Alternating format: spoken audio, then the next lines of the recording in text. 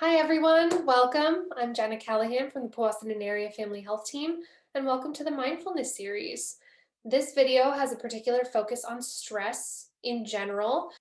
This video has a particular focus on what stress is and how mindfulness can be used to benefit those who are trying to cope with their stress a little bit better. So on we go. Stress is actually a very normal bodily reaction. So, what we mean when we're talking about stress is we're talking about the body's response to what it perceives as danger. Now, the danger could be real. So, we're talking about bears, cars, like threats, you know what I mean? Or it can be perceived danger as well, upcoming deadlines, bills, relationships. So the body doesn't know the difference between the two, and the response is the same in both of those instances. But I really want to focus on the fact that it is a normal response. If you do experience stress, that's a good thing.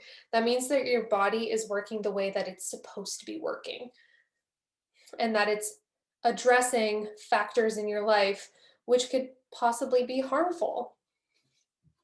So, when the stress response is triggered, it is a whole response. It's a release of chemicals in the body, adrenaline and cortisol. And those two chemicals within the body trigger a series of events to happen. So, it causes increased heart rate, sweat, our blood flows into our major muscle groups, our senses heighten, our muscles tense up, and our digestive system halts. Because our digestion, same with our brain, are two major sources of energy. And when we're in this response, when our body thinks we're in danger, we need all the energy that we can get. So, really, our body's getting us hyped up. And cortisol dulls our senses to pain as well. So that's kind of what's going on in the body when this is happening. The problem with this is that we are not supposed to be in this state all the time.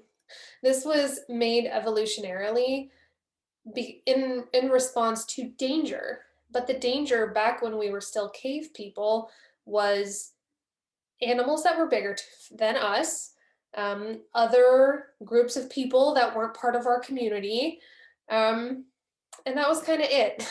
Our body hasn't adapted to present day stress. We've continued evolving, our brains have continued evolving, our society has become so much more complex.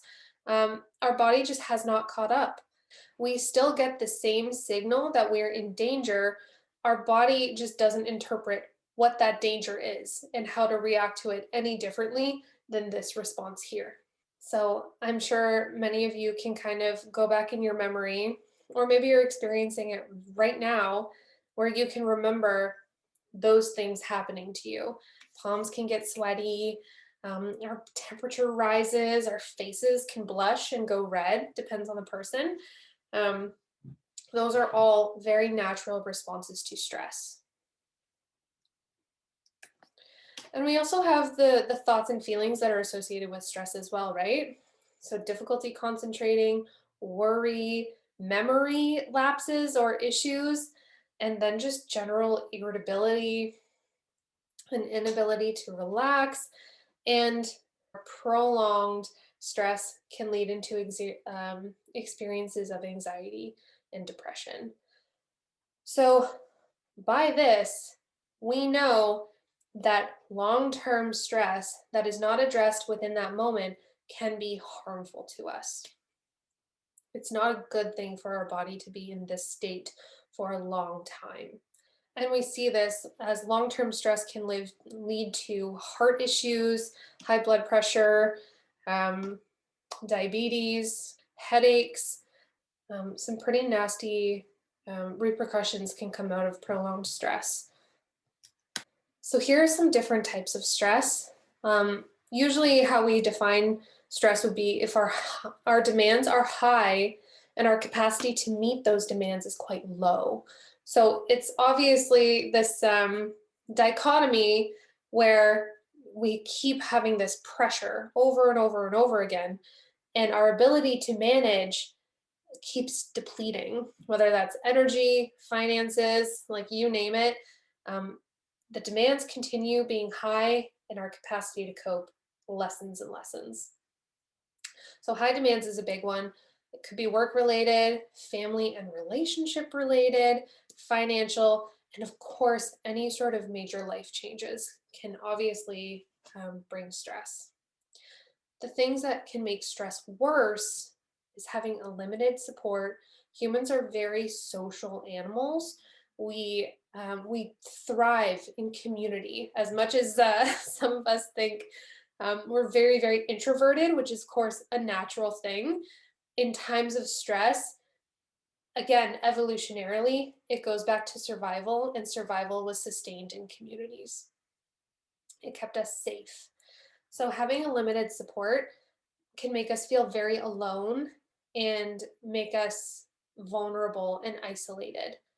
And sometimes it's just nice to have people in our lives who can either come from an outside perspective and say, hey, it's not that bad, or or they can also suggest ways to cope, or just be there to listen. So support is something that's really important. Another thing that makes stress worse, obviously, is having too many stressors. So if your types of stress fall under every single one of these categories, something has to be adjusted and reorganized and changed. Whether that is like prioritizing what comes first, um, or managing whatever's in our control. But something has to change. We cannot cope with that many stressors for prolonged periods of time. Also, dealing with uncertainty. If you're just the type of person who likes organization, um, knowing what's coming, and not enjoying uncertainty, stress can be particularly difficult for you. Then it becomes an issue of control. And it's very natural for us when we're in a state of stress to want to prepare, because obviously, when we experience stress, we want to avoid that from happening ever again. We don't want to be stressed, obviously. Um, so we want to be prepared. And when uncertainty comes up, and the unknown comes up, that can be very scary and can create a lot of anxiety around that. And then finally, the last thing that can make stress worse is the lack of confidence. Confidence, in and of itself, um, can create this lack of movement, lack of assurance that if I do anything, things will change. So it keeps us quite stuck. And if you do have issues with lack of confidence, I also have a video about self esteem that you may find particularly helpful, and just bring that extra layer of understanding into why that is, how it affects us, and how mindfulness can help. But yes, lack of confidence in is a place that keeps us quite stuck and doesn't allow us to take risk, which sometimes we need when we're in high stress situations. Mindfulness. So, when I speak about mindfulness, what I'm talking about is basically being in the present moment, being aware of the thoughts, feelings, sensations, the environment around us, um, just as it is, with no judgment, with just acceptance. And the purpose of mindfulness is to try and stabilize the mind, slow our thoughts down just a little bit, and to just become absorbed in hopefully a state of concentration that's not on our ever growing to do list. And with practicing mindfulness on a regular basis, it can actually increase our own awareness of the thoughts, feelings, emotions that cause us cognitive distress, the things that cause us to stress more. So, are our thoughts our own worst enemies sometimes? Mindfulness can help us be aware of that a little bit more.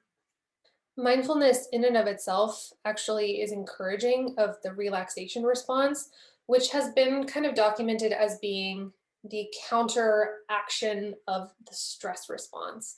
So they both come from different parts of the system. We have the parasympathetic and the sympathetic nervous systems. I won't get too much into the science of it because it's not productive, but basically you have the stress response, you have the relaxation response.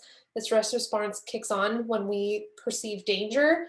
The relaxation response comes on when we think we're safe or when we're out of danger. And our body responds to that, right? So our mind slows down, our body relaxes, our heart rate can slow, our blood pressure lowers. And there's some really, really good evidence out there that mindfulness brings benefits long term to stress in general. We see lower blood pressure levels, decreased heart rate in general, lower cholesterol levels, actually, which is really interesting. And our immune system can actually strengthen as well. Because again, when we feel like we're fighting off danger everywhere we look, our immune system is not a priority. We don't need to survive long term when we're just trying to survive right now. So with the relaxation response, our body can kind of go back into recovery mode and go into, okay, how can we now think into the future and keep ourselves healthy for the long run? And of course, mindfulness can overall just improve our focus in general, which assists in the things that cause us stress in the first place. So for overburdened, time management, focus on tasks while you're within the time frame of completing them, not being so chaotic in our own minds. So it is just a good thing to continue practicing. There's actually been programs that have been created to help people lower their stress levels that we experience every day. The one that I wanted to acknowledge for sure is the Mindfulness-Based Stress Reduction Program by Jon Kabat-Zinn. Jon Kabat-Zinn is known as being I don't want to say the father, but he brought mindfulness into modern medical studied science. He brought it into, okay, well, let's look at how mindfulness can be practiced and see how it can affect us using scientific terms and sources of evidence.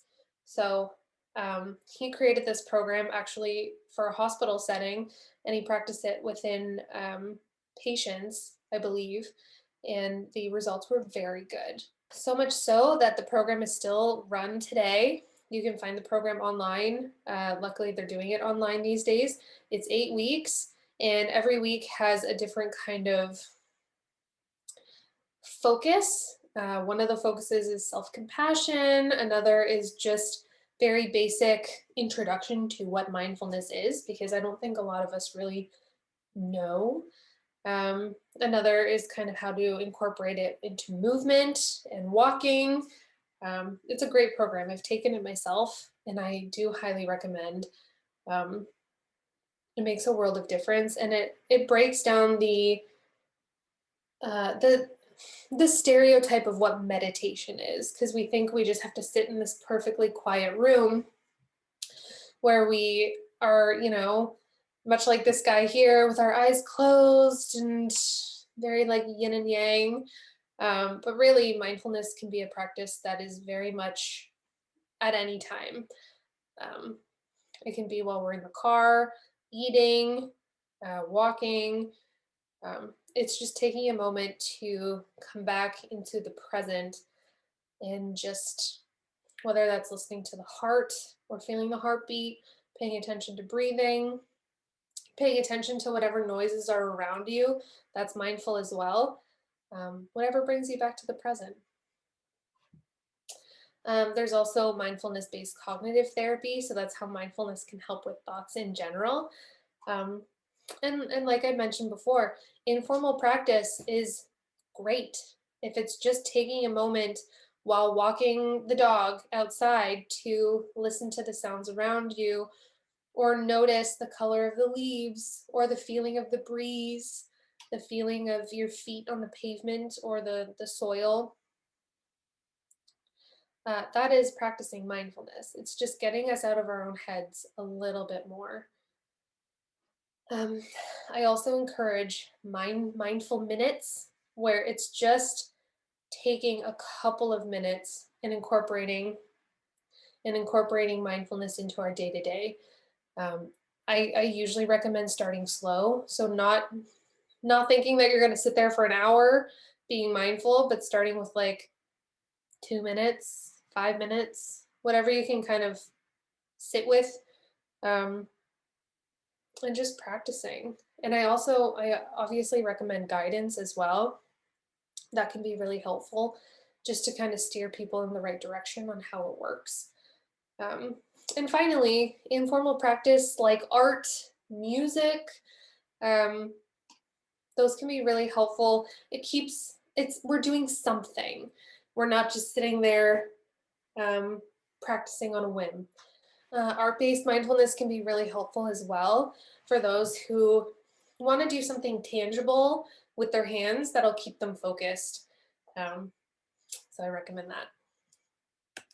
So with this video also comes an audio file somewhere around here of a guided meditation specifically related to stress and stress reduction. I've done it myself. It's about 10-15 minutes. So if you're interested, give it a try, see how it works. Try not to be too judgmental of yourself if you find you're straying away, but just come on back. Come on back, start listening, and that is being mindful. And finally, here are some resources that I absolutely recommend.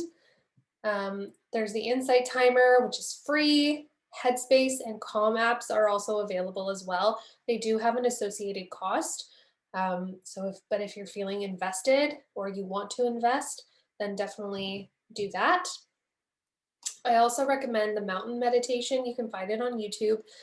It was actually part of the mindfulness-based stress reduction program that I attended. It was a great meditation. It has a visualization involved, so you can visualize a mountain and how it relates to how we stand storms and weather. It's really good. It resonated a lot with me, so I recommend it highly. Um, Headspace is on Netflix if you're new to meditation and you want to give it a shot. I had to throw in the mindfulness-based stress reduction program. It is expensive, so just be aware of that. But again, if you want to invest, if you have some spare money, it really is a crash course in what mindfulness is and how you can practice it and incorporate it into your day-to-day life. And then finally, here are some books and workbooks. A mindful day, practical ways to find focus, calm, and joy from morning to evening, be mindful and stress less, and full catastrophe life, using the wisdom of your body and mind to face stress, pain, and illness. I had to incorporate that one because it has Jon Kabat-Zinn, like I said. But that's that. Thank you so much for listening and for staying around. I hope that you find some of these resources and some of the things I talked about being helpful. Check out the other videos if you find them to be related to your life in some way. And I hope you enjoy the rest of your day. Thank you so much.